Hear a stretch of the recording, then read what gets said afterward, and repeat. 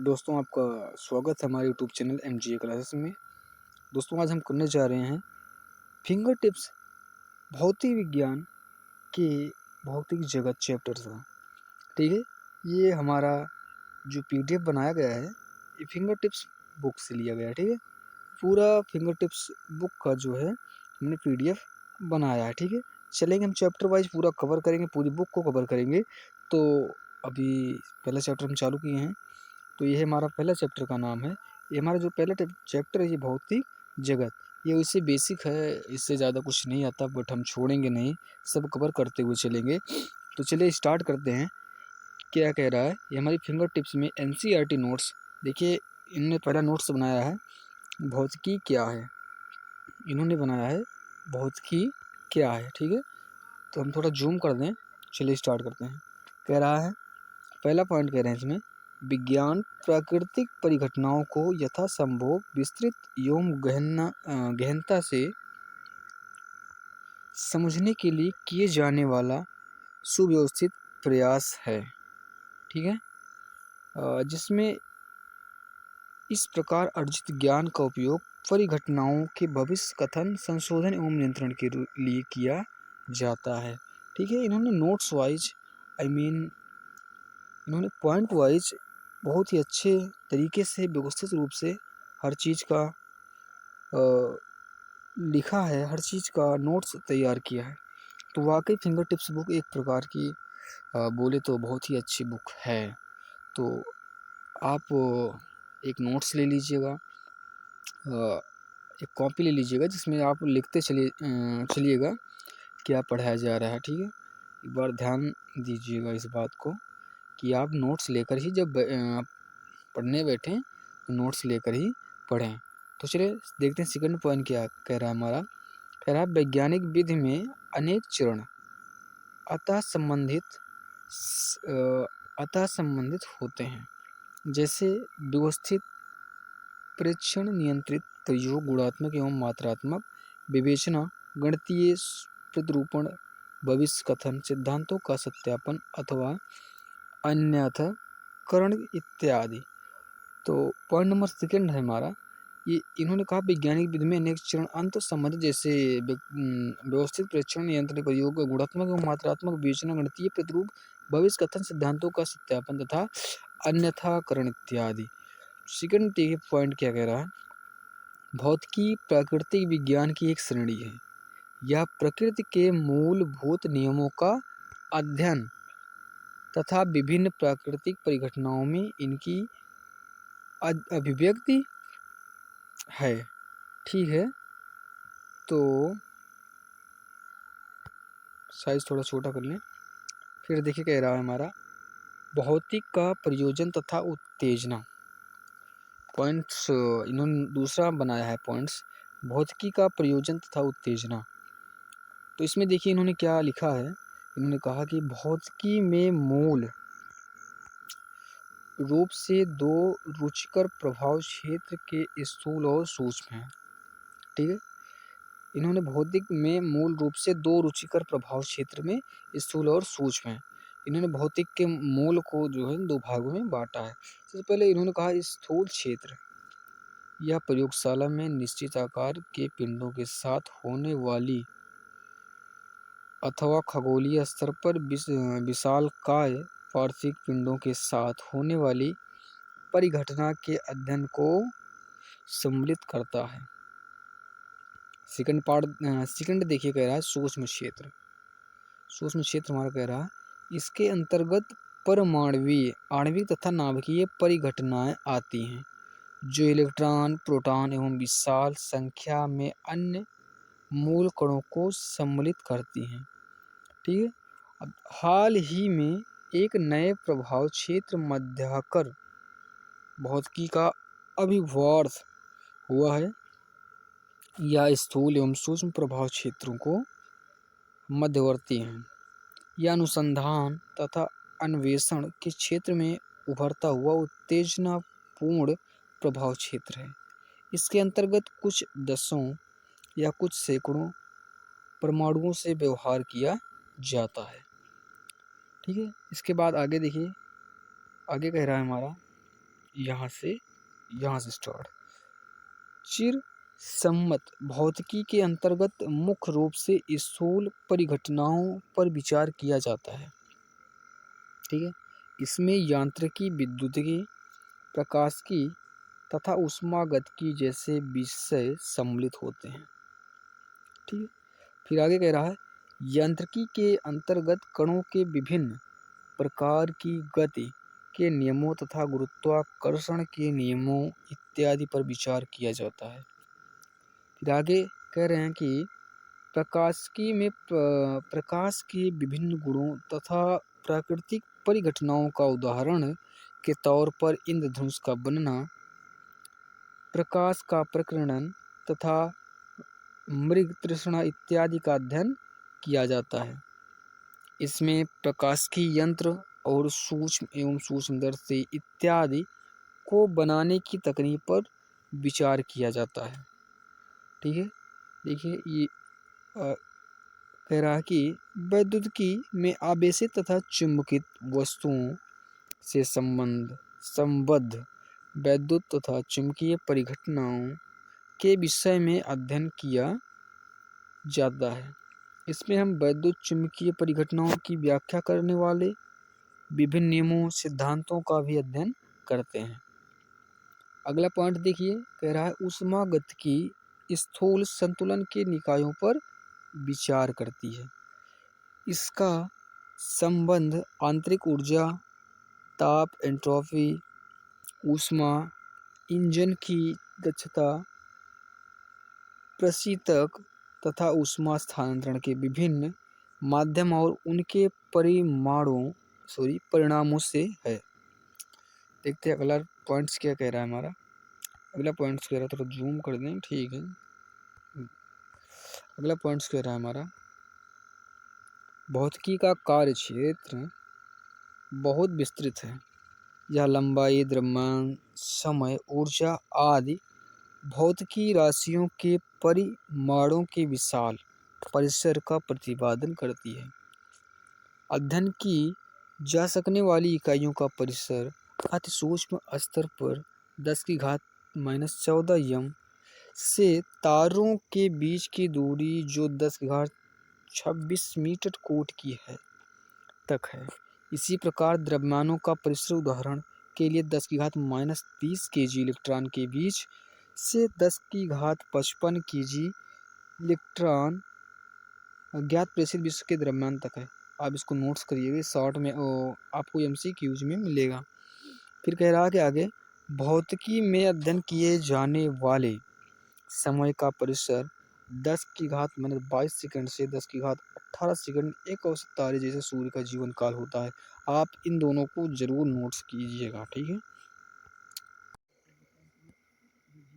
Guys. जो हमारी third heading से अर्थात जो थर्ड नोट्स है हमारी, ये हमारी है भौतिकी, प्रौद्योगिकी तथा समाज। ठीक है, ये फिंगर टिप्स की हमारी फिजिकल वर्ड की तीसरी हेडिंग है। ठीक है, भौतिकी, प्रौद्योगिकी तथा समाज। देखिए इसमें क्या कहते हैं, भौतिकी तथा अन्य विज्ञान सार्वभौमिक होते हैं जबकि तकनीक स्थानबद्ध होती है। ठीक, भौतिकी के वृद्धि एवं विकास प्रौद्योगिकी से प्रगति से अप्रतिकरणीय है। प्रौद्योगिकी के लाभ एक समाज में जीवन यापन की अवस्थाओं तथा जीवन की गुणवत्ता की समावेशी उन्नयन में सहायक होते हैं। एक समाज का तकनीकी विकास भौतिकी के अनुप्रयोगों और मानव कल्याण के लिए अन्य विज्ञान के निकट रूप से संबंधित है। कभी प्रौद्योगिकी नवीन भौतिकी को जन्म देता है तो कभी भौतिकी नवीन प्रौद्योगिकी उत्पन्न करती है। ठीक, फिर आगे कहता है भौतिकी द्वारा नवीन प्रौद्योगिकी उत्पन्न करने का एक उदाहरण बेतार संचार प्रौद्योगिकी, जिसका विकास 19वीं शताब्दी में दिए गए विद्युत एवं चुंबकत्व के मूल नियमों के अनुगमन करने से हुआ। ठीक, भौतिकी में एक नवीन प्रौद्योगिकी के जन्म का एक अन्य उदाहरण सिलिकॉन चिप है। ठीक, क्या है? सिलिकॉन चिप, जिसने 20वीं शताब्दी के अंतिम 3 दशकों में कंप्यूटर क्रांति को प्रेरित किया। हमारे ग्रह के जीवाश्म ईंधन का क्षरण त्वरित गति से हो रहा है, इसलिए नवीन एवं सस्ते ऊर्जा स्रोतों की खोज अति आवश्यक है। अतः भौतिकी का मुख्य उद्देश्य वैकल्पिक ऊर्जा संसाधनों के विकास में योगदान देता है। तो ये कुछ रही हमारी नोट्स भौतिकी, प्रौद्योगिकी तथा समाज के बारे में। ठीक है, इसके बाद हम पढ़ेंगे संचार के विभिन्न देश के कुछ भौतिक विधियों के प्रमुख योगदान। ठीक है, इसके बाद हम पढ़ेंगे संसार के विभिन्न देशों के कुछ भौतिक विधियों के प्रमुख योगदान। ओके, तो थोड़ा हम वीडियो को छोटा कर लें थोड़ा, जिससे वीडियो कवर हो जाए। बस ठीक है। तो चलिए इसमें देखिए, इसमें जो है वैज्ञानिकों का नाम दिया गया है। ठीक, इसमें प्रमुख योगदान तथा आविष्कार दिए गए हैं और मूल देश दिए गए हैं कि वो निवासी कहाँ के थे। तो सबसे पहले हमारे आते हैं आर्किमिडीज। आर्किमिडीज, इन्होंने उत्प्लावकता का नियम, उत्तोलक का नियम दिया था। ये कहाँ के थे? यूनान के।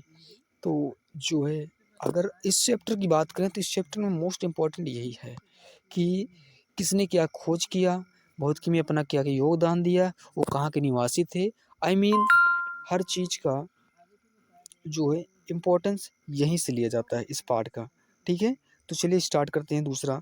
फिर गैलीलियो आ जाते हैं हमारे, गैलीलियो साहब। तो गैलीलियो जो है इन्होंने जड़त्व का नियम दिया। ठीक है, ये इटली से बिलोंग करते हैं। ठीक है, जो हमारे आर्किमिडीज थे वो यूनान से बिलोंग करते थे। जो हमारे गैलीलियो साहब हैं वो जड़त्व का नियम दिया और वो इटली से बिलोंग करते हैं। ठीक है, फिर हम आते हैं क्रिश्चियन हाइगेंस। जो थर्ड हमारे हैं क्रिश्चियन हाइगेंस, इन्होंने प्रकाश का तरंग सिद्धांत दिया। ये जो हमारे हाईलैंड से, ठीक है, हाईलैंड से। तो जो क्रिश्चियन हाइगेंस हैं इन्होंने प्रकाश का तरंग सिद्धांत दिया और कहाँ से हैं? हाईलैंड से। ठीक है, अब हमारे आ जाते हैं फोर्थ नंबर पर। ये आते हैं हमारे फोर्थ नंबर पर। फोर्थ नंबर पर हमारे हैं आइजक न्यूटन। ठीक है, अब न्यूटन को कौन नहीं जानता, क्लास 10 से ही पढ़ते आप आ रहे हैं कि गुरुत्वाकर्षण का सर्वाधिक नियम जो था न्यूटन ने दिया था। गति के नियम भी न्यूटन ने दिया, परावर्तित दूरदर्शक को भी न्यूटन ने दिया। और ये बिलोंग कहाँ से करते हैं? ये इंग्लैंड से करते हैं। एक बार ध्यान दीजिएगा, जो हमारे न्यूटन महोदय हैं इन्होंने गुरुत्वाकर्षण का सर्वाधिक नियम, गति के नियम, परावर्तित दूरदर्शक के नियम जैसे सिद्धांत दिए। अगर ये बात करें कहाँ के निवासी थे, इनका मूल देश क्या था, तो ये इंग्लैंड से। ठीक है, न्यूटन महोदय हमारे इंग्लैंड से थे। बातें हमारे माइकल फैराडे जी। माइकल फैराडे आपने शायद हाई स्कूल में पढ़ा होगा कि विद्युत जनरेटर, ठीक है, हर चीज़ पढ़ा है। तो इन्होंने जो सिद्धांत दिया विद्युत चुम्बकीय प्रेरण के नियम, हमारे फैराडे महोदय जी ने विद्युत चुम्बकीय प्रेरण के नियम को प्रस्तुत किया। और इनका जो मूल देश है वो हमारा इंग्लैंड है। इनका भी मूल देश इंग्लैंड है। आई मीन कि न्यूटन महोदय तथा माइकल महोदय का, दोनों व्यक्तियों का जो मूल देश है वो इंग्लैंड ही है। फिर हमारे आ जाते हैं नेक्स्ट पे आ जाते हैं जेम्स क्लार्क मैक्सवेल। ठीक है, जेम्स क्लार्क मैक्सवेल आ जाते हैं। इन्होंने विद्युत चुम्बकीय सिद्धांत, प्रकाश एवं वैद्युत चुम्बकीय तरंग का सिद्धांत दिया। अगर बात करें इनका मूल देश कौन सा है, तो इंग्लैंड है। तो मतलब तीन व्यक्तियों का जो है मूल देश जो है सेम है। पहला न्यूटन का, सेकंड फैराडे और मैक्सवेल। इन तीनों व्यक्तियों का जो मूल देश है ये इंग्लैंड है। याद रखना, मूल देश इंग्लैंड। तो चलते हम नेक्स्ट वाले में देखते हैं। ये है हमारे हेनरिक रुडोल्फ हर्ट्ज। तो जो हमारे हेनरिक रुडोल्फ हर्ट्ज जी हैं, इन्होंने वैद्युत चुम्बकीय तरंग के बारे में बताया था। ठीक है, और बात करें इनका मूल देश जो है जर्मनी है। फिर हमारे अगले नेक्स्ट आ जाते हैं महोदय जगदीश चंद्र बोस जी। जगदीश चंद्र बोस जी जो हैं इन्होंने अति लघु रेडियो तरंगों के बारे में बताया था।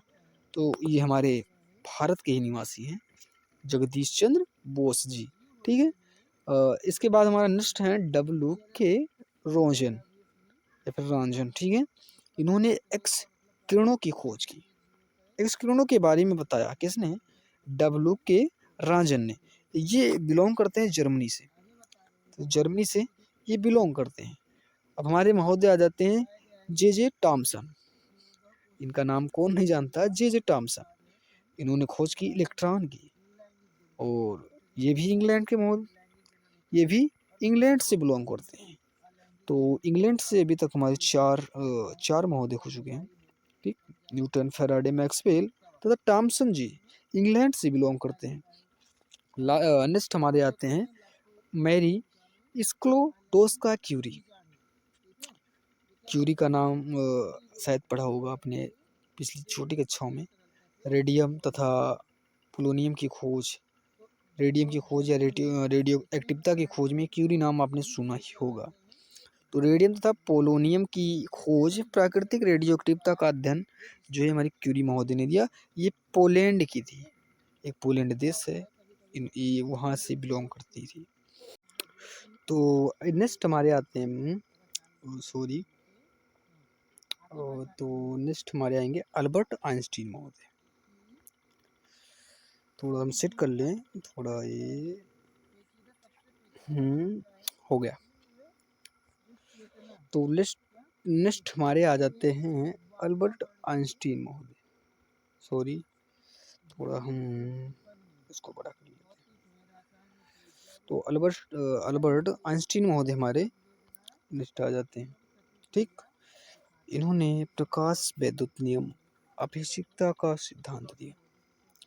ये जो है जर्मनी से बिलोंग करते हैं। ठीक है। फिर हमारे नेक्स्ट आ जाते हैं विक्टर फ्रांसिस हाइस। ये इन्होंने कॉस्मिक विकिरण का सिद्धांत दिया। ये ऑस्ट्रिया से बिलोंग करते हैं। थोड़ा हम तेज से बताएंगे, आप इसको नोट्स लिखते जाइएगा। ठीक है। थोड़ा हम तेजी से करेंगे तभी कवर होगा, नहीं तो टाइम ज़्यादा वेस्ट हो जाएगा। फिर आते हैं हमारे नेक्स्ट R.A. मिल्टन, इलेक्ट्रॉन आवेश की माप और अमेरिका। ठीक है। हम बस ये नहीं बताएंगे क्या हुआ, बस हम तीनों पढ़ देंगे, आप समझ लेना कि ये सिद्धांत दिया है, ये सिद्धांत ये खोजकर्ता हैं, इनका मूल देश है। ठीक है। ऐसे हम पढ़ते चले जाएंगे, आप इसको नोट्स बना लेना, लिख लेना। फिर आते हैं नेक्स्ट हमारे अंडर्स रदरफोर्ड। इन्होंने परमाणु का नाभिकीय निर्देश तथा इनका जो है तो बिलोंगिंग देश, अभी हमने R.A. मिलियन का नहीं बताया, नहीं अमेरिका से बिलोंग करते हैं। आप एक बार देख लीजिएगा, नहीं स्क्रीनशॉट मार लीजिएगा। तो अंडर्स्ट रदरफोर्ड का नाम की निदर्श जो है ये न्यूजीलैंड से बिलोंग करते हैं। नील बोर जो महोदय जी हमारे हैं, नील बोर महोदय हाइड्रोजन परमाणु का क्वांटम निर्देश दिया था, आई मीन सिद्धांत दिया था। ये हमारे डेनमार्क से बिलोंग करते हैं। ठीक है। फिर हमारा आता है चंद्रशेखर वेंकटरामन। ठीक है। ये अणुओं द्वारा प्रकाश का अप्रत्यास्थ प्रकीर्णन, ये जो भारत के हैं। ठीक है। फिर आते हैं हमारे Louis Victor the de Broglie, तरंग प्रकृति का सिद्धांत दिया था। ये बिलोंग करते हैं फ्रांस से। ठीक है। आप नोट्स लिखते जाइएगा, थोड़ा हम तेजी से बात बोलेंगे। मेघनाथ साहा, ये इन्होंने जो है तापिक आयनन सिद्धांत दिया, ये जो भारत से बिलोंग करते हैं। फिर हमारे आते हैं सत्येंद्र नाथ बोस, ये क्वांटम सांख्यिकी, इन्होंने ये भी भारत से बिलोंग करते हैं। फिर हमारे आते हैं वॉल्फ गैंग पोइली, अपोर्जन नियम, ऑस्ट्रिया। फिर हमारे नेक्स्ट आ जाते हैं एनरिको फर्मी, नियंत्रित नाभिकीय विखंडन, इटली।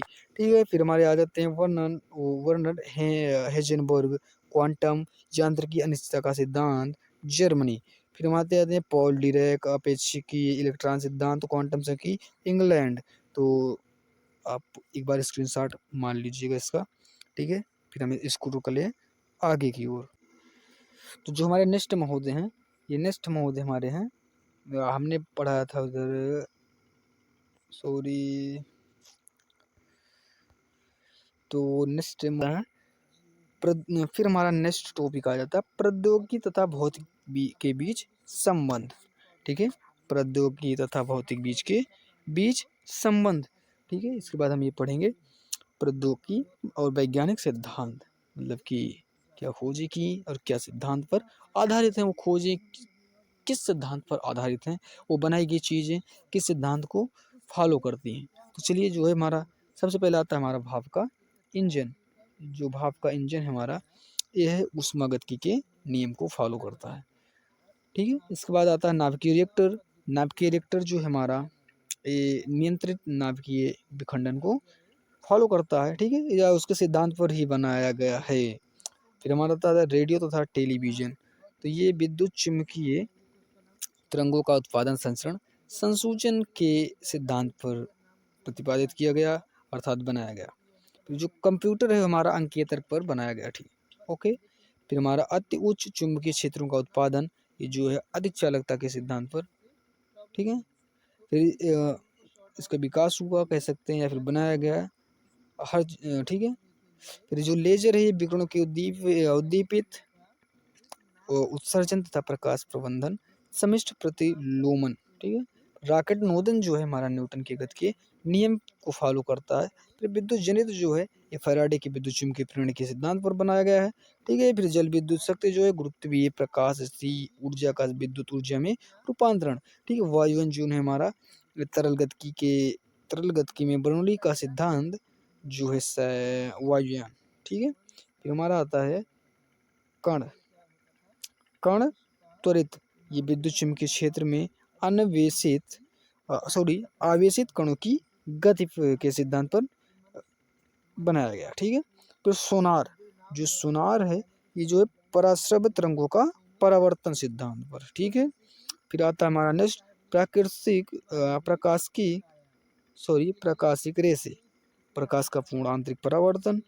फिर आता है अपरिवर्तित आवरण तनु फिल्म प्रकाश की व्यतिकरण। फिर हमारा आता है नेक्स्ट इलेक्ट्रॉन सूक्ष्मदर्शी इलेक्ट्रॉन की तरंग प्रकृति। फिर हमारा नेक्स्ट आता है प्रकाश विद्युत प्रभाव। फिर हमारा नेक्स्ट आता है संलयन परीक्षण रिएक्टर टोकामेका। प्लाज्मा का चुंबकीय परिरोध। एक बार फिर से आप स्क्रीनशॉट लीजिएगा। ओके, तो हम आगे स्क्रॉल करें। तो आई होप आपने स्क्रीनशॉट ले लिया होगा। फिर हमारा नेक्स्ट आता है हमारा प्रकाश विद्युत सेल, जो है ये फिर स्क्रॉल हो जाता है। फिर हमारा नेक्स्ट है प्रकाश विद्युत सेल, संलयन परीक्षण रिएक्टर, जो है प्लाज्मा का चुंबकीय परिरोध है। ठीक है, फिर आता है हमारा बृहद मीटर वेव रेडियो टेलीस्कोप, ये जो है कश्मीर रेडियो विकिरण का संसूचन। फिर हमारा आता है बोस आइंस्टाइन दाब, ये जो है लेजर पुंज तथा चुंबकीय क्षेत्र के परमाणु का ग्रहण शीतलन। एक बार आप फिर से स्क्रीनशॉट ले लीजिएगा, हम थोड़ा स्क्रॉल कर देंगे। ठीक है, थोड़ा छोटा भी कर देंगे, पूरा आ जाए। आई होप आप स्क्रीनशॉट ले चुके होंगे। फिर हम आगे स्क्रॉल करते हैं, थोड़ा जूम कर दें। फिर नेक्स्ट हमारा टॉपिक आता है प्रकृति में मूल बल। प्रकृति में मूल बल। ठीक है, फिर हम इसमें देखते हैं क्या कह रहा है। ये कह रहा है स्थूल जगत में गुरुत्वाकर्षण बल के अतिरिक्त हमारी भेंट अन्य कई प्रकार के बलों, उदाहरण के तौर पर घर्षण बल, उत्प्लवन बल एवं श्यानता के बल, पिंडों के मध्य सतर्क बल, किसी तरल के पृष्ठ तनाव के कारण बल आदि में होती है। एक बार हम फिर से रिपीट कर दे रहे हैं।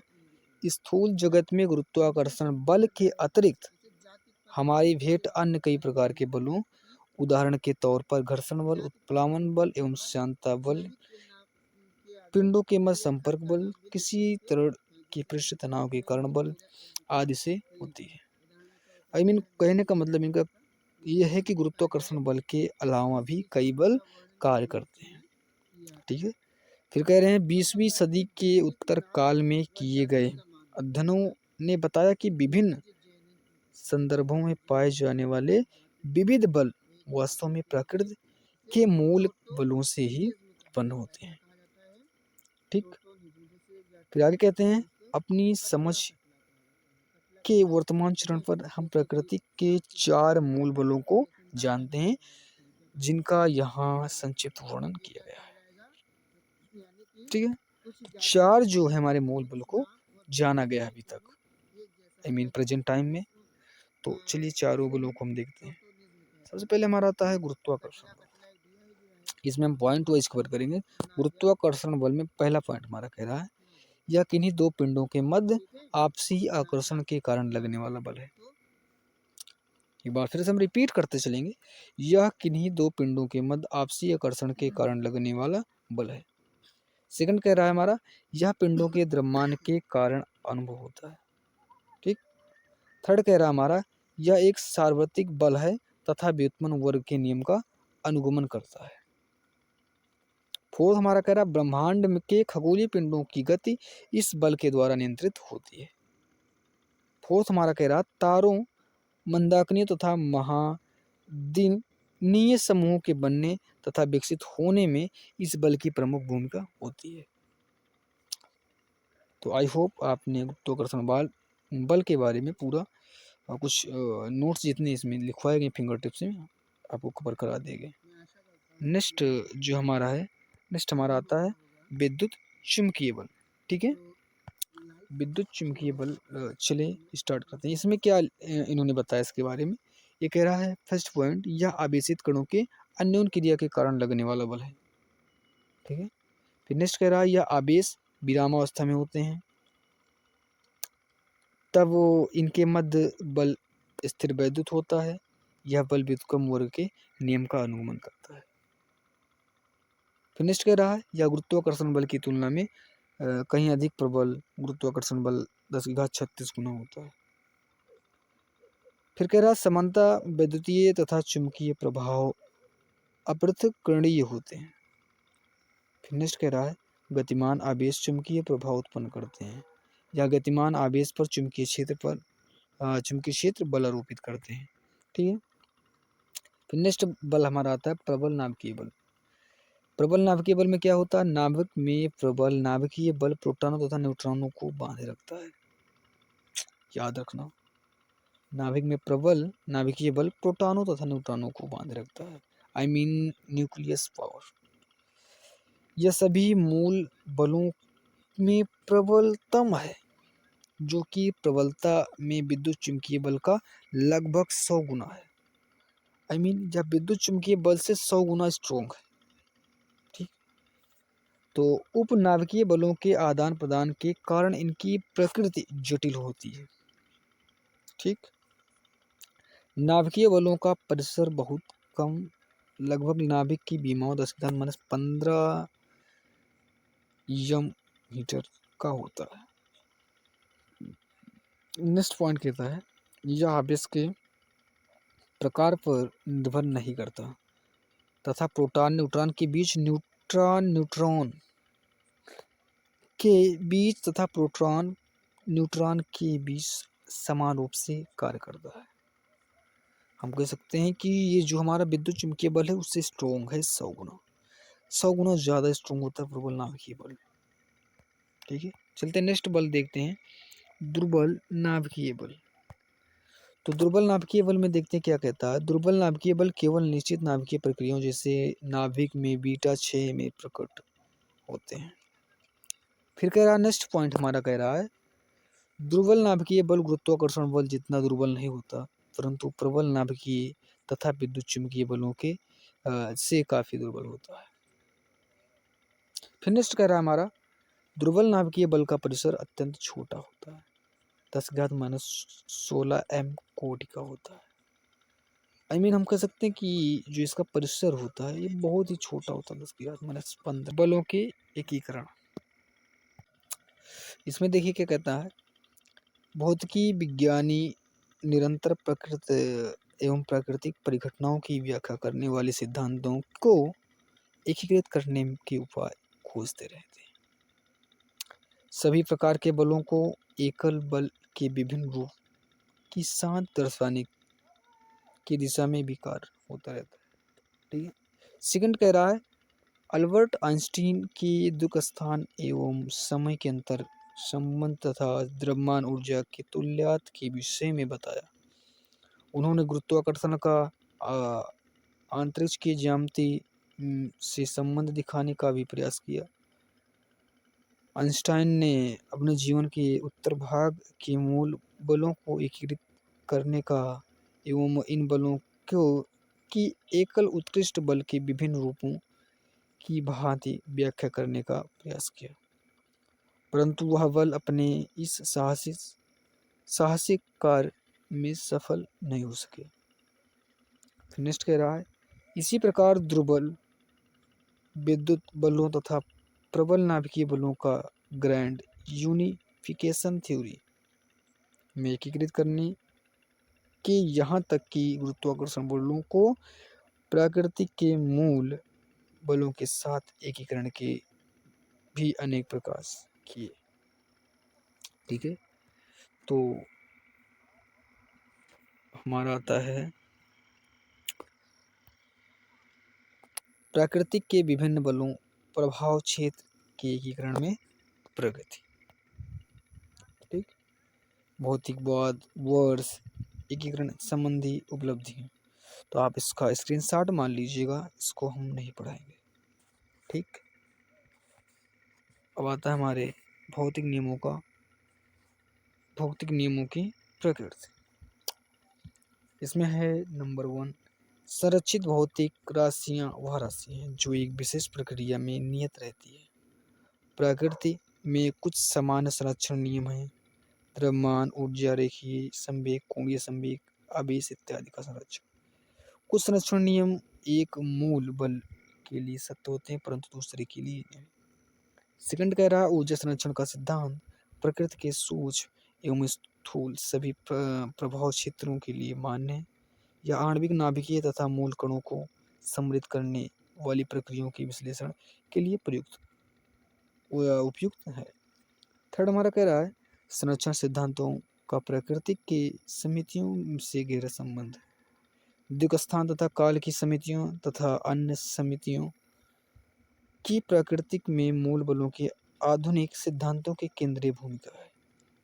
लास्ट हमारा कह रहा है, आइंस्टाइन के सिद्धांत के अनुसार यम द्रव्यमान तथा ऊर्जा ई के तुल्य होता है, जिस संबंध ई बराबर mc² द्वारा व्यक्त किया जाता है, जहाँ c बराबर प्रकाश की चाल।